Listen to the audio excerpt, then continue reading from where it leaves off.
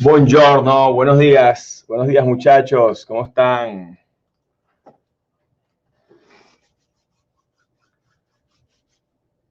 Vamos arrancando el día de hoy. Good morning, my friends. Si te vas de viaje, tu tranquilidad es lo más importante. Si estás asegurado, ahora puedes estar relajado. Cause you never know, Baby Insurance te asegura. Never know, Baby Insurance te asegura. Never know, Baby Insurance te asegura. Never know, Baby Insurance te asegura. Never know, Baby Insurance te asegura. Never know, Baby Insurance te asegura. Be safe everywhere you go. Good morning, my friends. Very good morning. Yesterday was 4th of July in Florida, in the US, and we are right now celebrating 5th of July in Venezuela, so we are double celebration back to back. We want to start today with a Motivational Monday, in which every single week for the last 45 weeks we've been doing a live in Spanish for all our audiences and all the people that follow us from anywhere in the world, mostly from Latin America, and some of you are from Europe and here in the US. And we speak about a role model, someone that has done something spectacular, and we get his tips, his wisdom, his knowledge, his know-how, and we give it to you as Motivational Monday. That's one of the things I've been doing since the pandemic started back in almost 50 weeks ago. And one of the things that I've done is I've taken lives of very important people. But now, for the last 2 weeks, we've been doing movies and series. And the first series we spoke about was Ted Lasso, which I recommended it 2 weeks ago. And last week I recommended it a Hindu movie, an Indian movie. It's not Hindu, it's an Indian movie called Padman. And I wanted to give you the not a spoiler alert. I don't want to give you what all the movie's all about.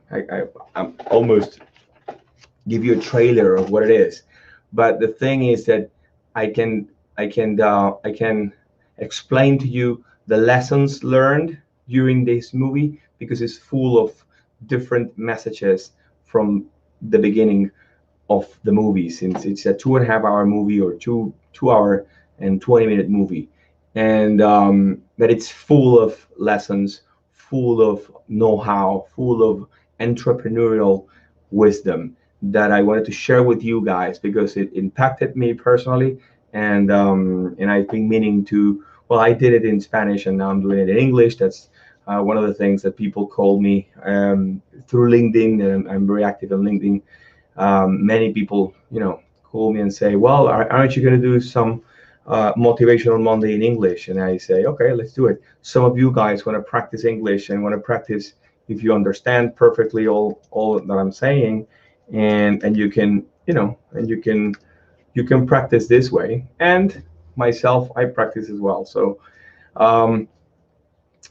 to begin with, Padman is it's an Indian movie in which he breaks paradigms. Since he got married, he started defining the rituals, some of the rituals that were ancient, and some of the paradigms that society puts in place in certain areas. So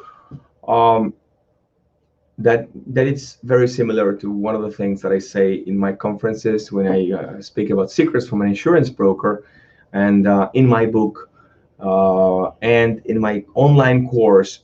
The first lesson, or I mean the first skill that you gotta improve, or the first skill you gotta work on, you gotta practice on, it's breaking paradigms. When people tell you something's wrong, or you can't do something, you cannot do this, you cannot do that, people are experts in telling others what they can't do, but they are not experts in telling people what they can, and encourage the positive enthusiasm that you need in order to be a successful entrepreneur. So the first thing is breaking paradigms, and he was breaking it right from the start. Um, to put you into perspective and into context, well, the first things you need to know is that Padman, which is his name, actually is, let me tell you, it's complicated. It's a complicated name. Give me 1 second and I'll show it to you. His name is, let me see, give me 1 second. Well, the actor that plays in the movies Akshay Kumar, which is a very famous Indian character. But the real Batman is Arunachalam Muruganantham. Arunachalam Muruganantham. They called him Lashmi because Lashmi means money in Hindi. And Arunachalam Muruganantham. He he was concerned about something particular that happens in India with women and their period, and he was very concerned about it because of hygienic reasons, and he got absolutely obsessed by developing a product that could help millions of women all around India that that were using uh, rag cloth, and dirty cloth to spend those 5 days of period. And he was absolutely concerned, and he got one of the things that he got obsessed and worried about the client and obsessed about the product that he wanted to develop. Um, he started speaking to people about his idea, and many found it repugnant because of the rituals they had. They told him it was none of his business. Many women all over. He started out with his wife, and as soon as his wife told him that she didn't want to do any of his experiments, he started finding his sisters. They said no. Everyone turned him down. He wanted to bring about a new product in the market, and he wanted to try it with someone, but no one was willing to try it on. So he insisted and insisted, and he tried to find different people to do it, and he insisted and insisted. One of the things that entrepreneurs need to have is this resilience to insist and insist. If you have an idea, it's a powerful idea, and you think it's correct, and you think it's productive, and you think it's the way, and you're convinced that it's possible and that you can do it and you can make it. Uh, Insisting is key, and many people go through life and never insist on something. They just do it a couple of times, and if people turn them down, they would walk away. So never stop insisting and insisting. So he insisted with everyone. He even went to university, to the university, and found girls at college to try to find them as to recruit them as for his experiment. And in the end, he said, "Let me try myself." So he went to being the first man in India to try and use his own sanitary pads, which is the product he was developing. And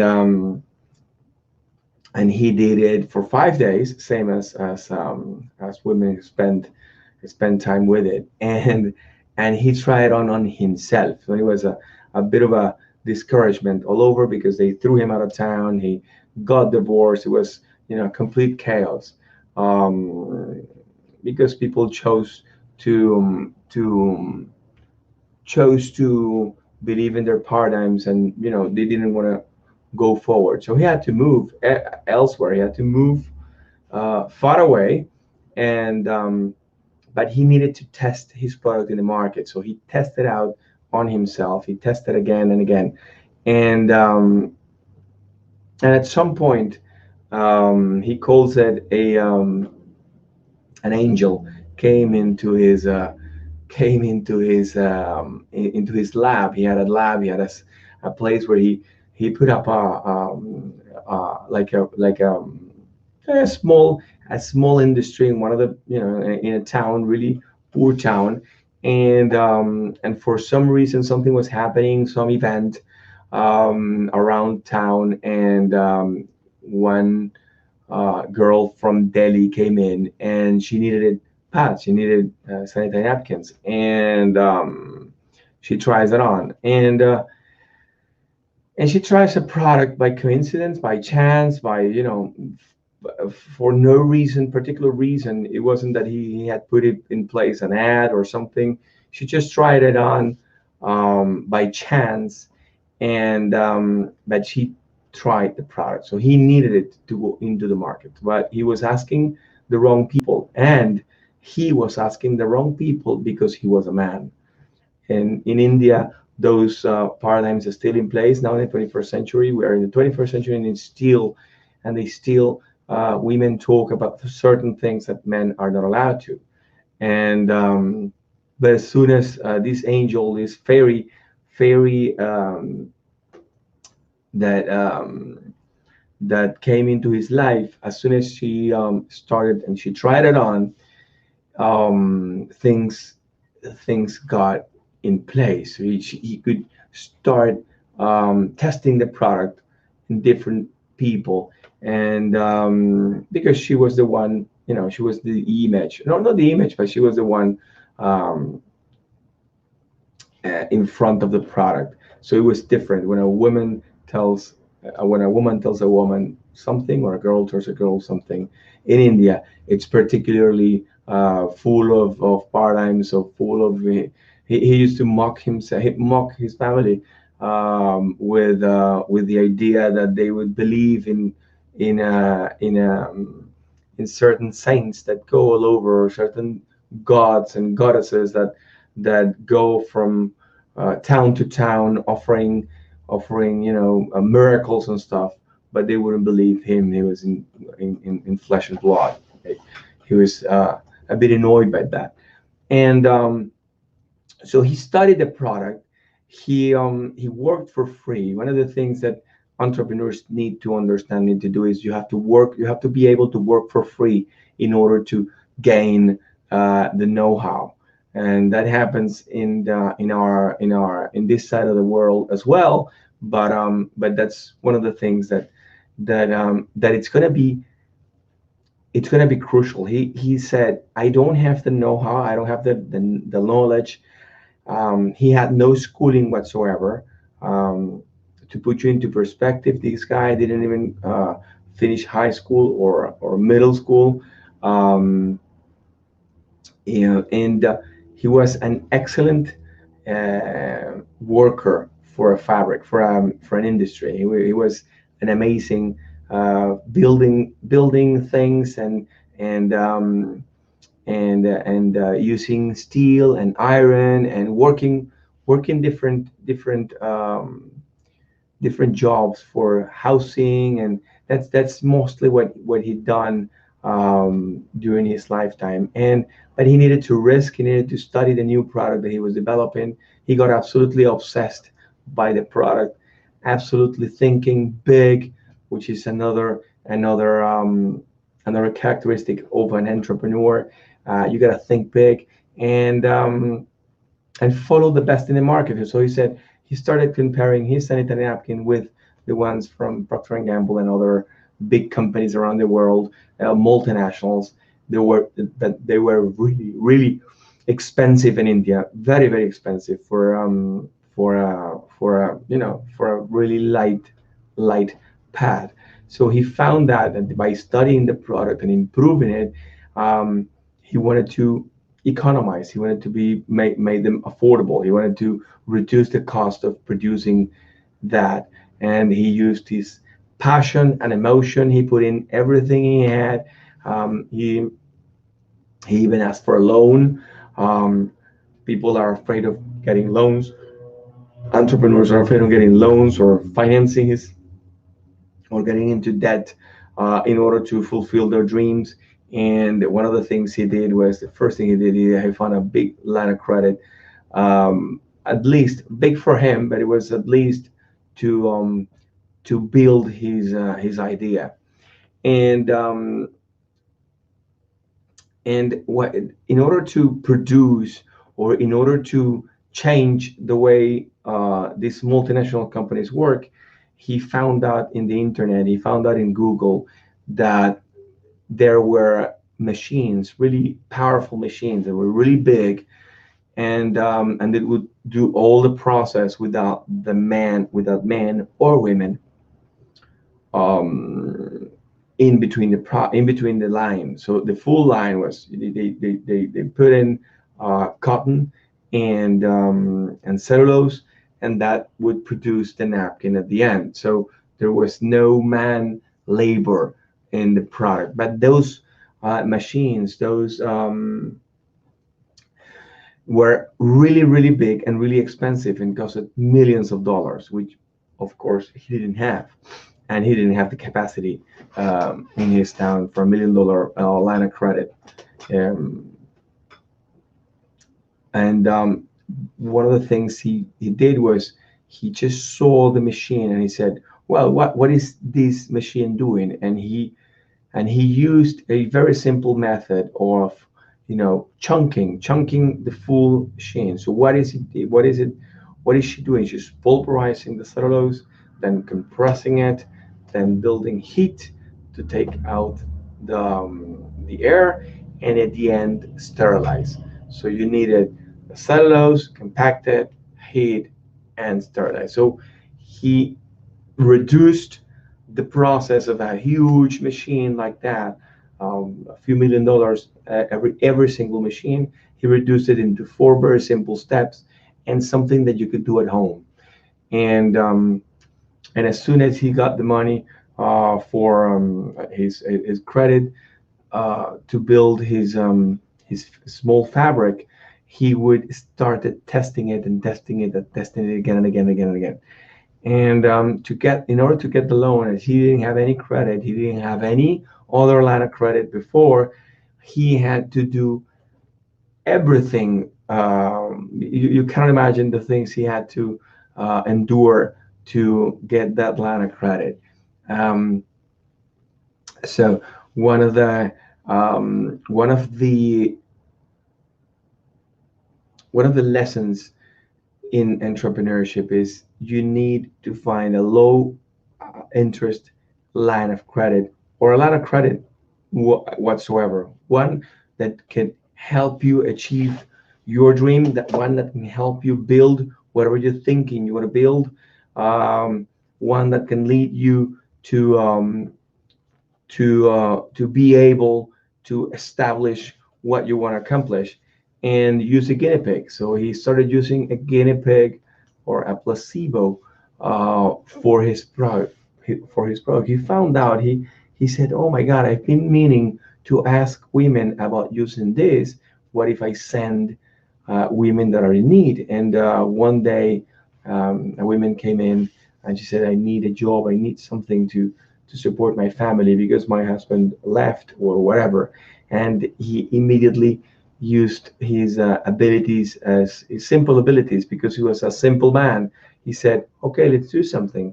I will give you a work to do, but you got to go from house to house explaining what it is we're doing here." And people, women for sure, started buying the products instead of giving them away, as he started out giving away the padding, and people wouldn't give him the reviews. Then with this lady, they started buying the products, buying and giving him feedback. Um, so very important to know your market, and when establishing in a market, check out if there are paradigms, religious issues,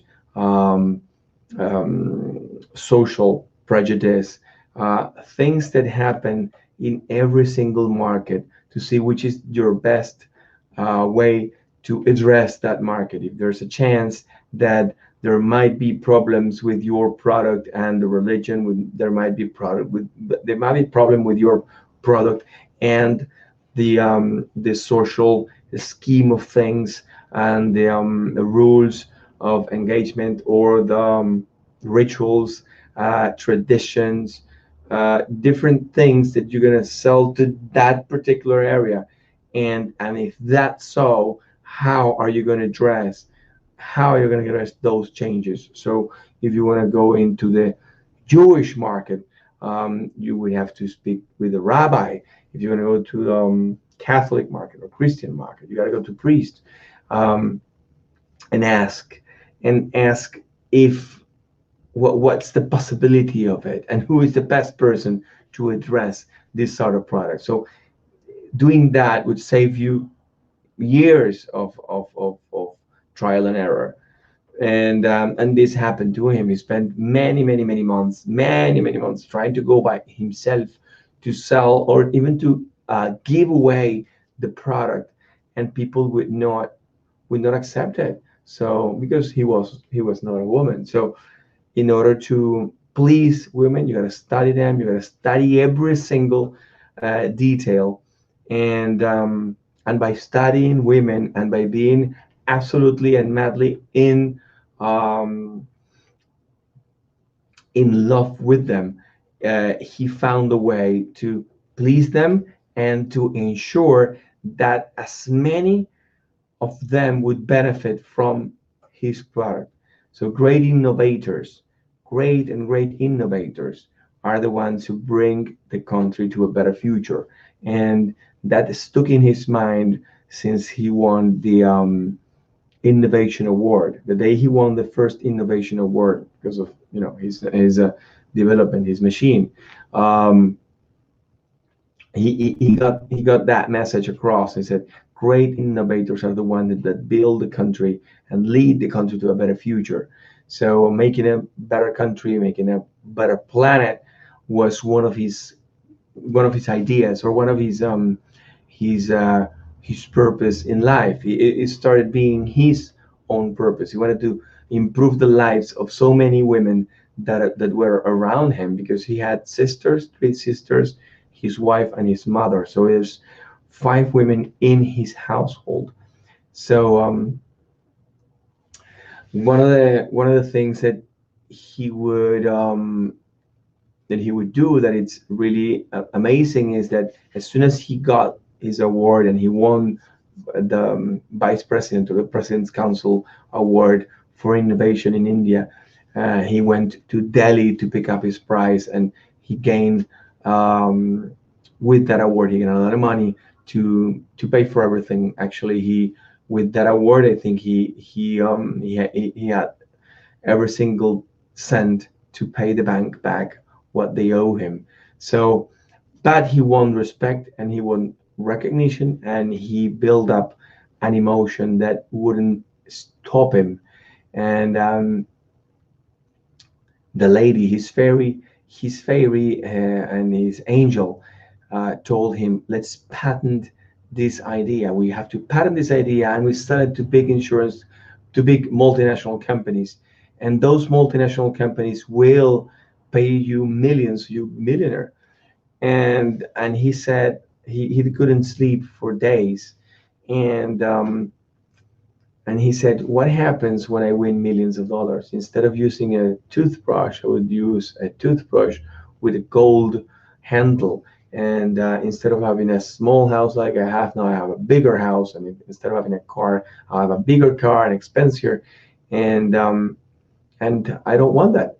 I want this solution to go to as many women all over India as it possibly can." So what he started was he started going every single town all over India, and he would find loans for each woman who got compromised with his idea, and she would ask for a loan. He would help her build the small industry in their backyard or in their home, whatever.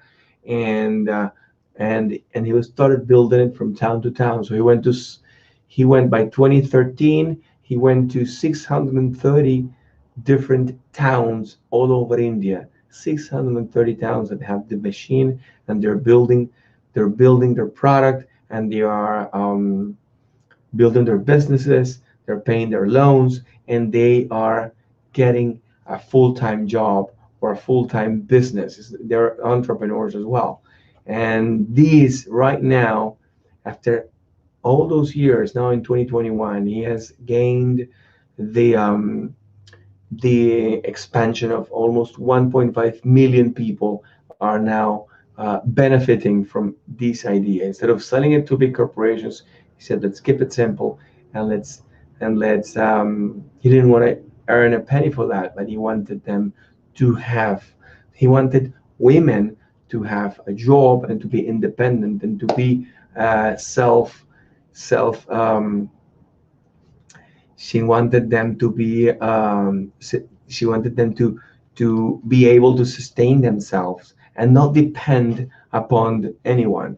So so again, he gained respect, he gained recognition, he got emotion again, and with that emotion he started building it and going places and places and more places.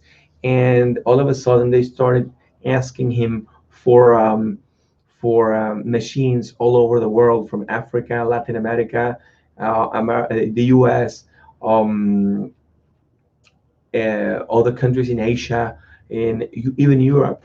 And um, and working without resting. Working Entrepreneurs don't have a schedule. Let's say they from 8 to 5 they work nonstop. When you start out your business, you work nonstop. You work 24/7. You work 12 hours a day. You don't have a schedule, a tight schedule. Then when you get to a place and you get to a plateau and you're producing cash, then you can set up and schedule and get a normal shift or whatever. But in the beginning, you got to work you got to find inspiration in books. That's what he did. Even being a person without even middle school, he started finding inspiration in different books that his angel would read, and he would read them as well. Um, Celebrate the small victories. He would celebrate every time they build up a machine in a town and it started, and they would go out. Women would go spread all over the town in different areas, and they would bring in money from the sales and started splitting. He would celebrate those small victories every time, celebrating small victories. When something is done, boom, let's go. And he would go to another and another and another. So helping people became his obsession, helping women became his obsession, and helping women become entrepreneurs and become successful entrepreneurs.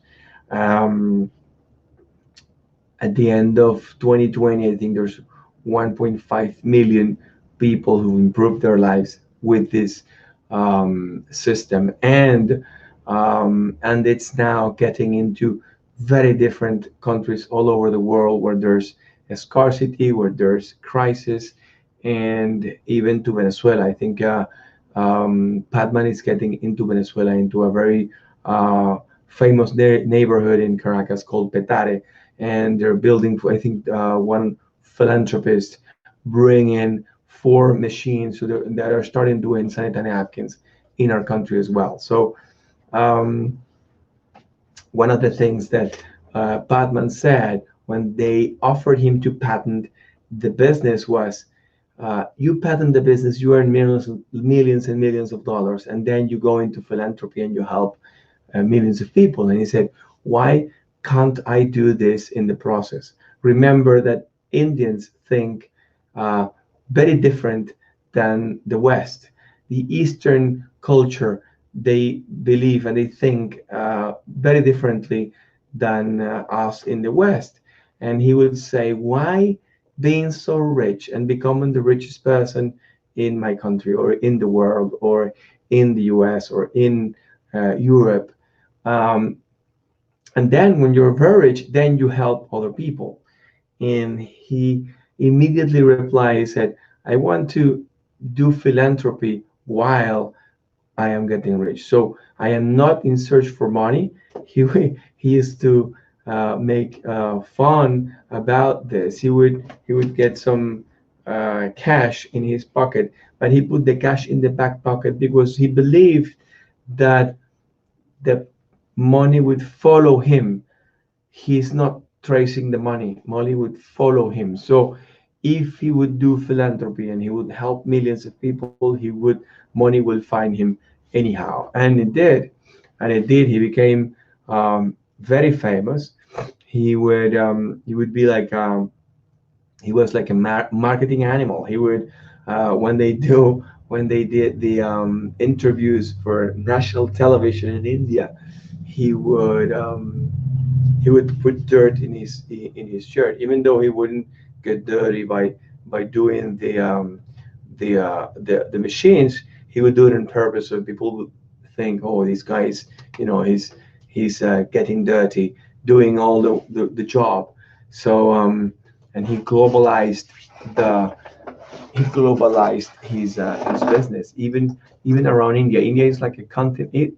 India could be a continent, but it's a representation of a very important part of the world, because there's 1.3 billion Indians living in India, without taking into consideration that there are many other million all over the diaspora, because the Indian diaspora is very, very, very big, and they have all these other countries that were Indians before, and right now they are up in the north in Pakistan, they're in Nepal, they're down in Bangladesh, and and all those countries. In Bangladesh only, there's like 120 million people in a really small tight country. Up in Pakistan, there's a lot of millions as well. So it's a really big population that it's a representation of the world, eh, as in a single country. So he would use marketing. He became a specialist in marketing, in media, in TV, in PR. Even though he didn't have any education, but he found out ways of speaking and taking his message across. He started going to universities and schools and started giving some of the products for free. So for future clients, um, and in his conferences, he would explain his ideas. He would explain his story, very simple, in simple words. He started speaking in English. He spoke in Hindi, but he learned from taxis and from different people who he was talking to. He picked up English. He would, learn by listening, and there's a very important message he gave in the UN, by being the most innovative social entrepreneur in the world. He would explain his life in simple, very, very simple ways, telling the story right just as it happened. Um, Recognizing his invention, using the energy of the public, of the people to connect, sharing his feelings. He would share his feelings about that his story was not a happy story. It was a sad story, because it all came out from sadness.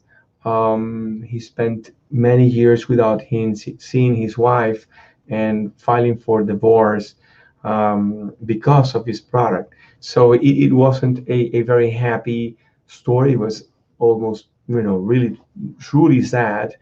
And he was not in search for money, but the money was searching for him. And that's one of the things that we get obsessed with in the West, is that people want to have a bigger house and a bigger car and a better car and spend much more, and you know and bigger, everything bigger and bigger and bigger. And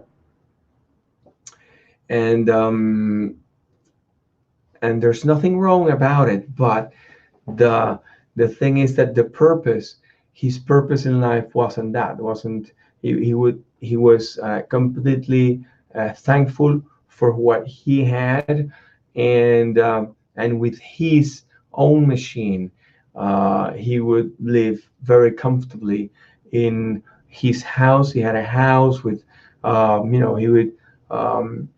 he would support his family perfectly, and everyone was really, really happy because the material and and things that concern us in the West are not their concern in the East. So he would not search particularly for money, but money would follow him. And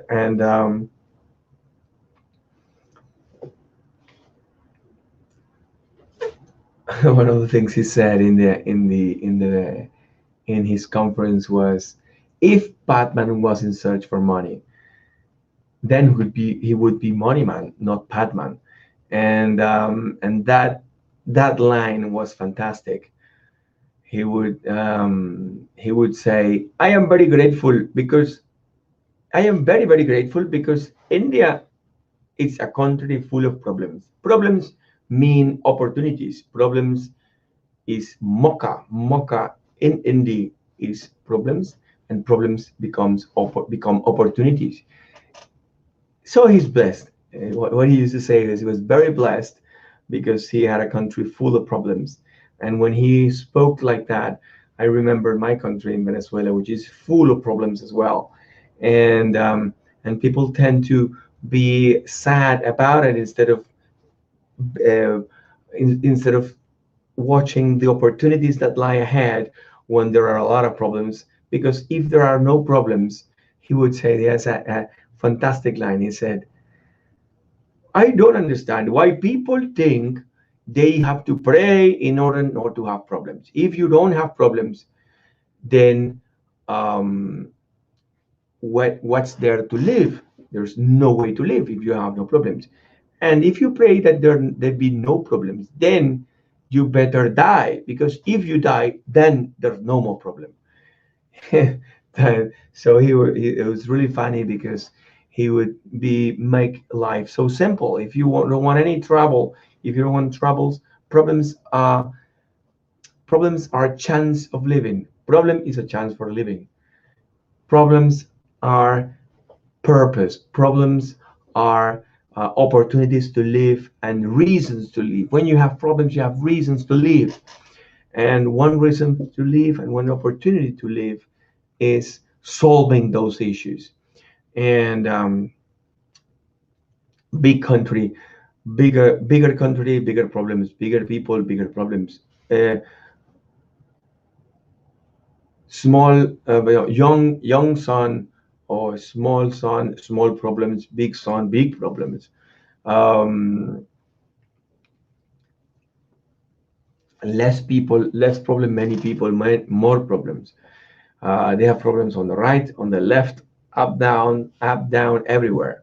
So mocha means opportunity, and for him, every single problem was an opportunity to go ahead and uh, and be successful. So everyone will tell you that you're mad, that you're crazy. And when you're an entrepreneur and you find something different that disrupts the market, many people would start telling you, even your family, your friends, your mom, your dad, your sister, your brother, everyone will tell you you're mad. And that happens a lot, and that restrains many people from going ahead and doing and searching for their dreams. Um, and his message and my message to you today is that if you have an idea that you got to put into perspective and you got to put into the market, and you got to follow through, go ahead and do it. Make it your obsession to do it. Make your method known and do it, because you got to put your mind in white, totally in a blank page. And that's one of his recommendations is his mind is white. It's a white paper, and then you have to fill it out with writings. not too much thinking, not too much thinking. White paper, white mind, not too much thinking. And think simple, think of like kids, think like kids. Thinking like kids would help you enormously, getting into your getting your message across.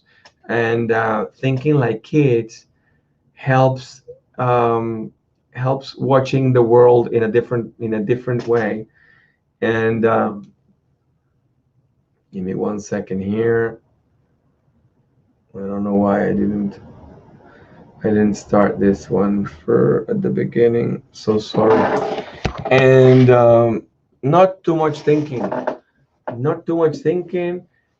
He would say, our companies use research and development, R&D. I do T and F, trial, T and F, try and error, try, T and E, not T and F, T and E, try and fail, try and error. And big companies do research and development. He would try and fail, try and prove it again. And it's good to make mistakes. It's good to, to try to find complicated things, make it simple, make them really, really simple. And a huge machine, he would do it in small places and really um, small advantages.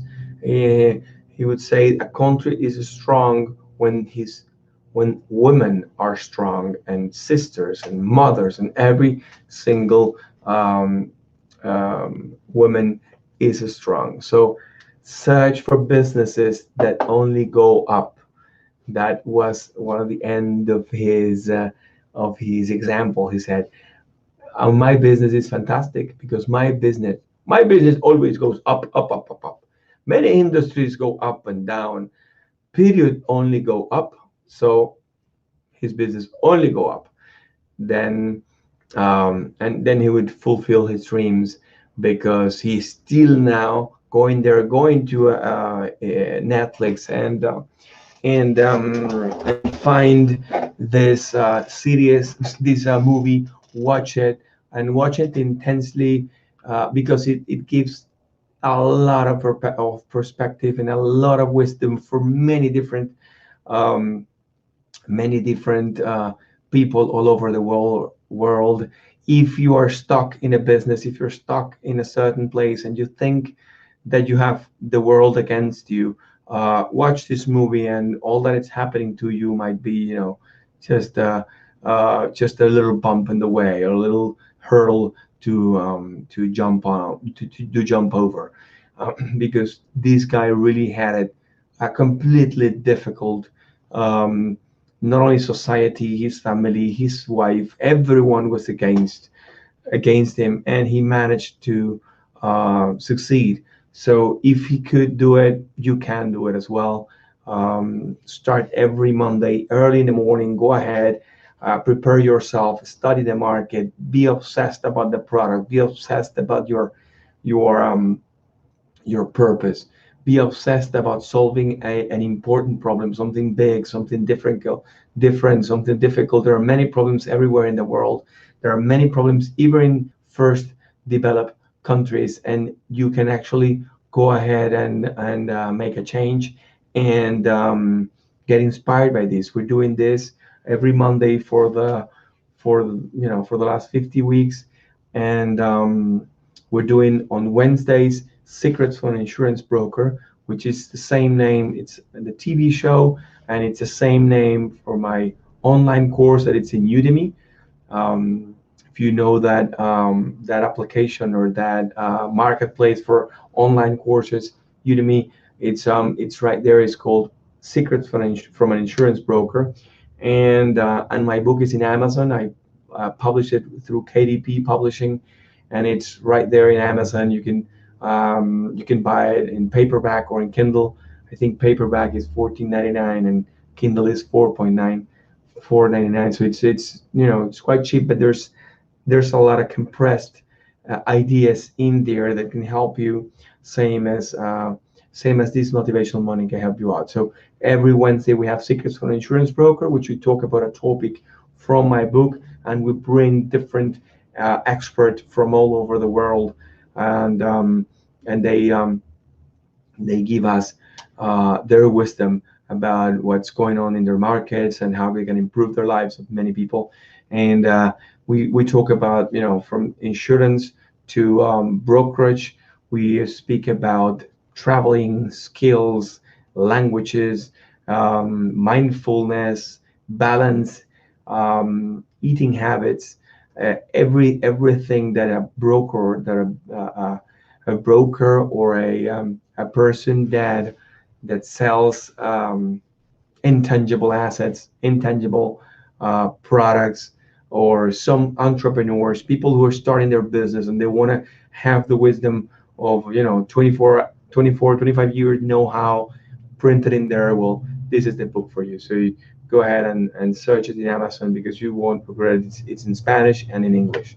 So by saying this, we're off now.